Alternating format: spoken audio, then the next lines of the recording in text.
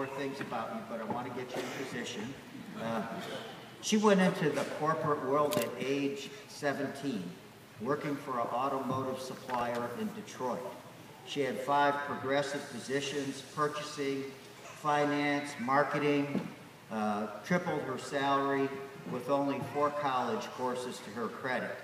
Following a buyout of the automotive supplier that led to its closure, she moved to Cincinnati and earned an Associate of Applied Science in Photography. Okay? She ran her own corporate event and wedding photography business until the death of her father in the year 2009.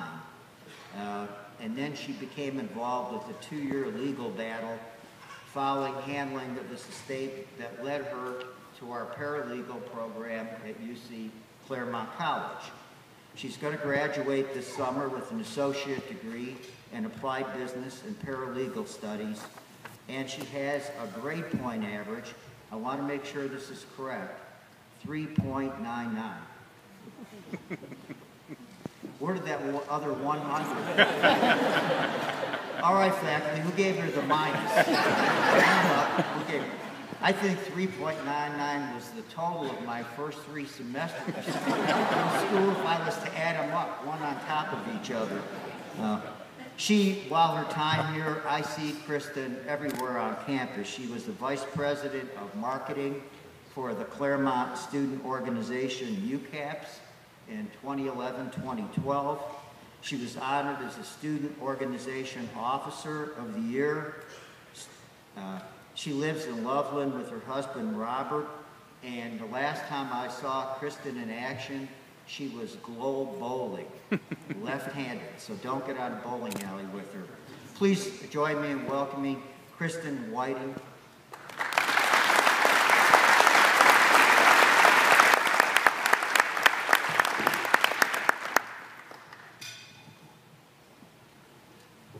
Good afternoon. A heartfelt thank you to the faculty and staff for their endorsement of my speaking today. I am truly touched and I am truly honored. I love this college and all of the extraordinary people who walk its halls working and playing to make it such a fabulous place to have spent the past 2 years of my life. I also want to say a special thank you to my husband for your endless support.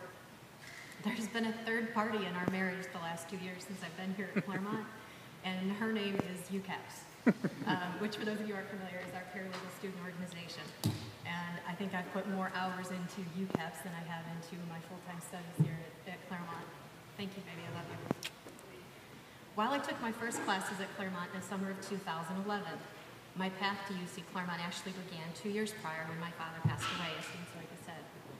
In those 2 years, I worked closely with several attorneys in a complicated lawsuit for his estate over a business he co-owned.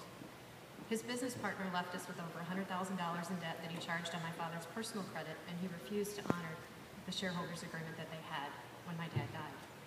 The investigative nature of this civil litigation, coupled with the need to fight for my dad, had me seriously thinking about a career change to the legal field. In May 2011, my husband and I returned from visiting his parents in California to find a Clermont College newsprint schedule of classes wrapped around 2 weeks of mail that we had to go through. In it, there was an ad for the paralegal program open house scheduled to take place the following Saturday morning. In this moment, I immediately felt that my father, the center of my universe, was still guiding the steps to my future. Since that moment, my future continues to brighten, and all of it took form here at Clermont College.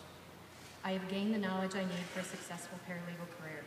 I have earned valuable leadership experience within the student government and paralegal student organizations. And I have made lifelong friendships with students who may have started as strangers but are now like my sisters.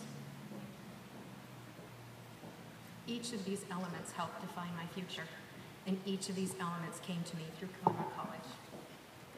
I am still overwhelmed by the quality of the education I have received here, not only in the paralegal program that is home to me, but in every general education course I completed working toward my degree.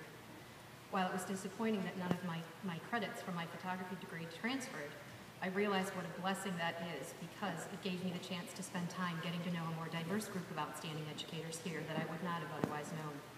Dr. Nick Abel, Dr. Patricia Friel, Dr. Terry Riz. I wouldn't have had the chance to sit on a plane, feverishly emailing Julie Egan, who was my French 1 professor, online. I had never met her. Then Bob and I were on a plane, and all the rows around us, these like 10 or 12 men came and sat around us speaking French, and I sat there and I understood what they were saying. And I was feverishly emailing Julie, and Julie was feverishly emailing me back in excitement that I knew what these gentlemen were saying. So that is truly one of my favorite memories. My paralegal program professors, I am taking the liberty to be possessive of them in this moment. Words cannot express my gratitude for all that you have done for me as a student and as a person, and for all that I have learned from each of you. You are by far the greatest of the greats.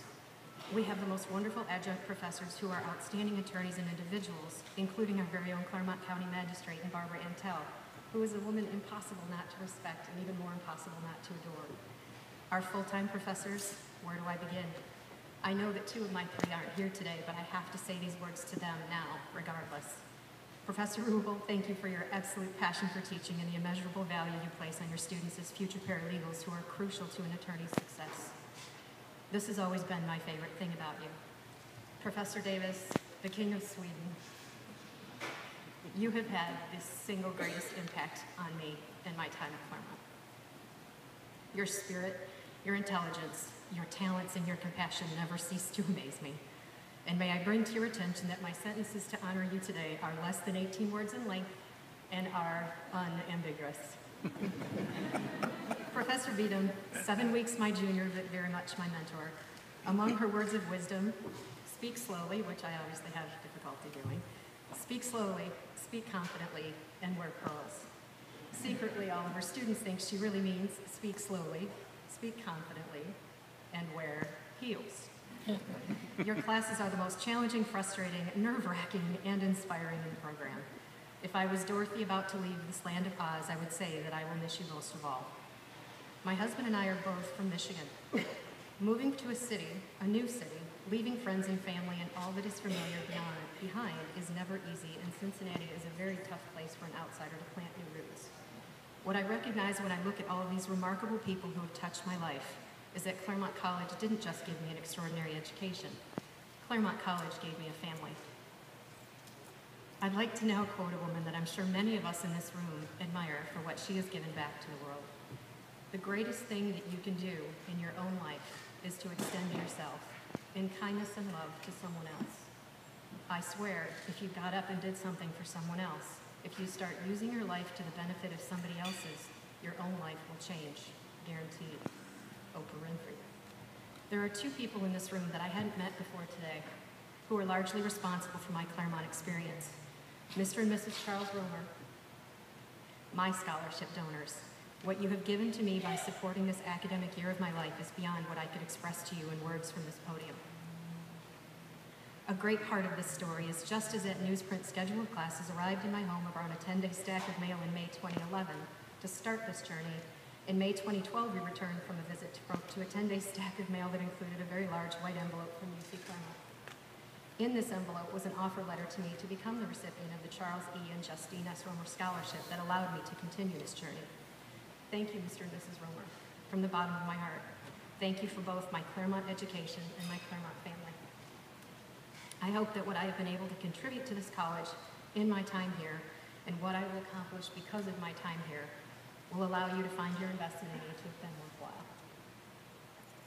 Mr. and Mrs. Romer, along with every scholarship donor who is given to this unique group of deserving student scholarship recipients, are living their lives in the spirit of paying it forward.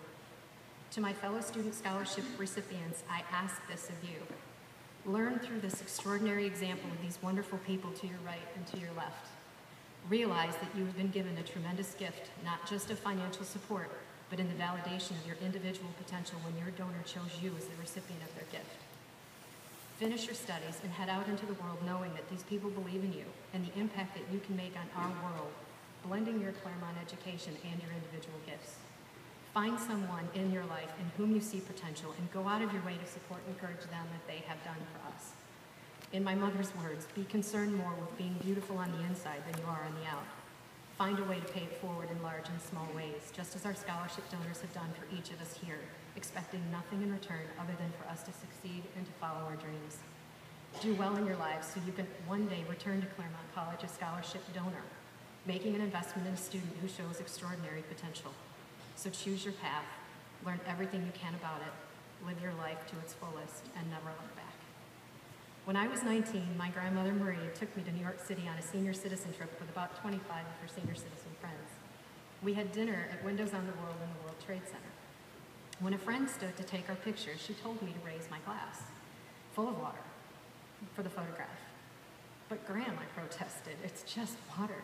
Shh, they'll never know. And it's not about what's in the glass, it's about the spirit of the toast.